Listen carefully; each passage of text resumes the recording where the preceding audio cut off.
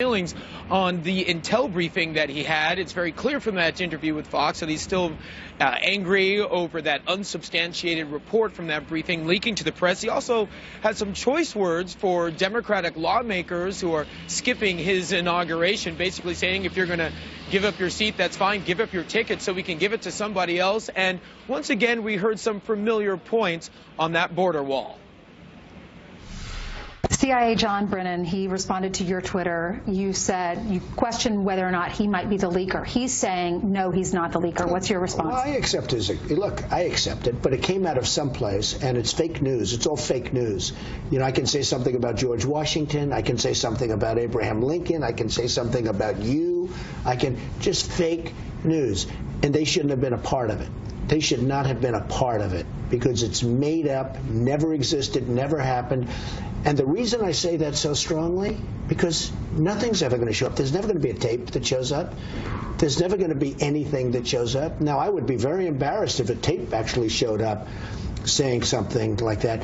It would be double embarrassed because I'm saying if there is no tape, there is no event. I was never even in that room for that period of time.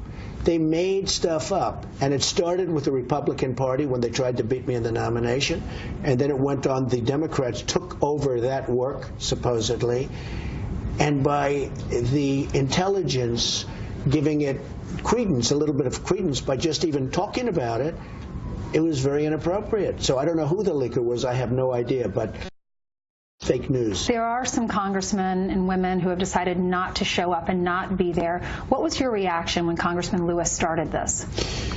Well, what he said is that he's never done it before, but he has. And, you know, he has done it before because he did it with President Bush 43. And he did it on the same basis. He said, oh, he is not our president or something thereabouts. And that's a very bad misrepresentation. So let's see what happens. As far as other people not going, that's okay because we need seats so badly. I hope they give me their tickets. Are they going to give us their tickets or are they going to give them to other people? No, what happens to their tickets? I hope they're going to give us their tickets. Would you be willing to sit down with Congressman Lewis? Sure, I would be. But, you know, it's just we're off to a bad start. There's no question about it. What he did was a very, very bad thing. Not for me. For me, it doesn't matter. He did a bad thing for the country.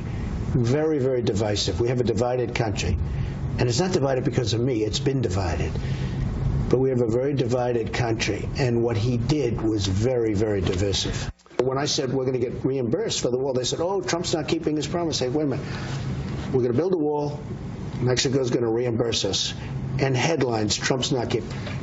What's this all about? Now, I could wait. But in order to get the wall started, which we're going to do sooner than we can do the deal, we have to do it this way.